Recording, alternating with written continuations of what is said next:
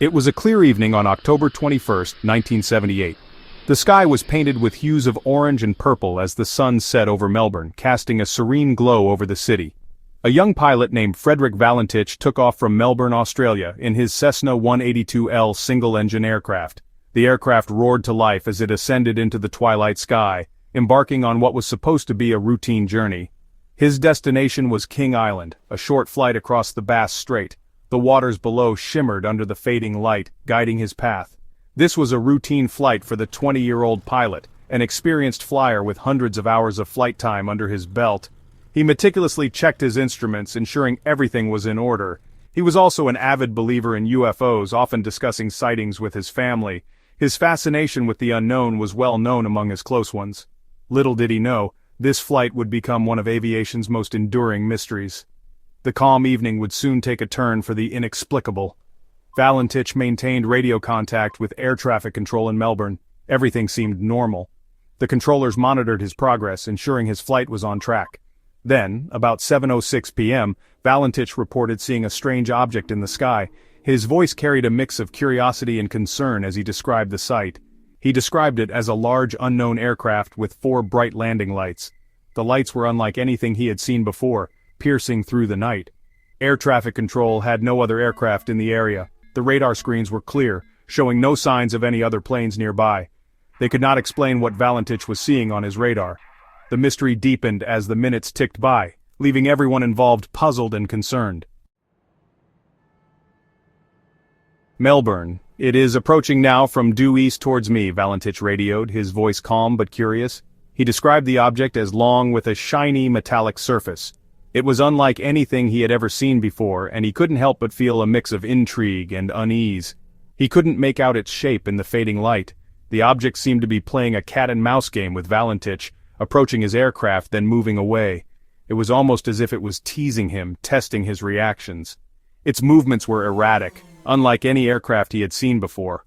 It darted around unpredictably, making sharp turns and sudden stops that defied conventional aerodynamics. Air traffic control tried to identify the object, but their radar showed nothing unusual. It was as if the object was invisible to their instruments, adding to the mystery.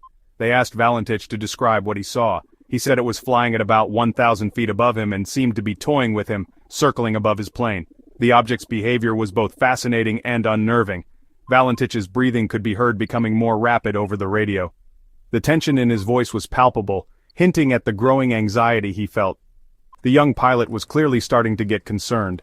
His calm demeanor was giving way to worry, as the strange object continued its unpredictable dance in the sky. For several minutes, Valentich continued to describe the object's strange behavior. It was moving at high speed, then stopping suddenly, seemingly hovering in midair. Then, the radio transmission became garbled with an unusual metallic scraping sound. Valentich's voice, now laced with fear, broke through the static. "It isn't an aircraft," he said, his voice barely a whisper. These were his last words. The transmission went dead.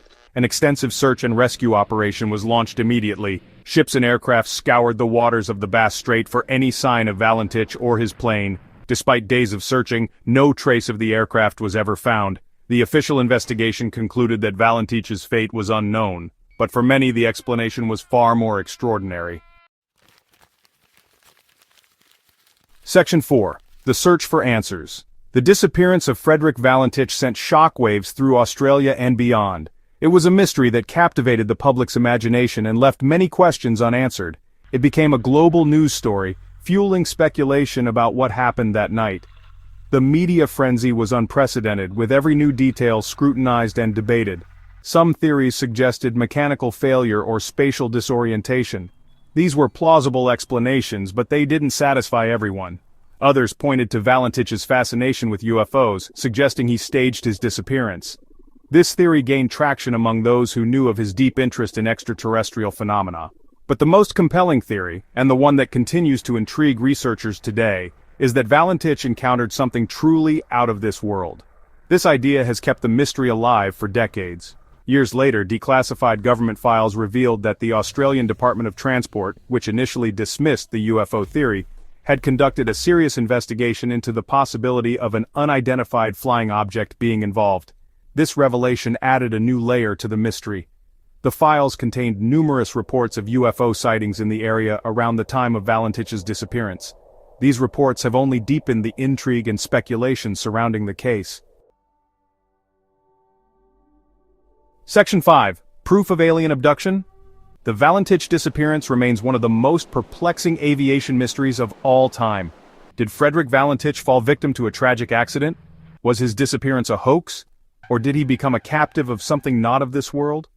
The eerie nature of his final transmission, the strange metallic sound, and the lack of any wreckage, coupled with the government's own investigations into UFO activity, point to a chilling possibility. Could Frederick Valentich have been abducted by aliens? The truth, like the vastness of space itself, remains shrouded in mystery.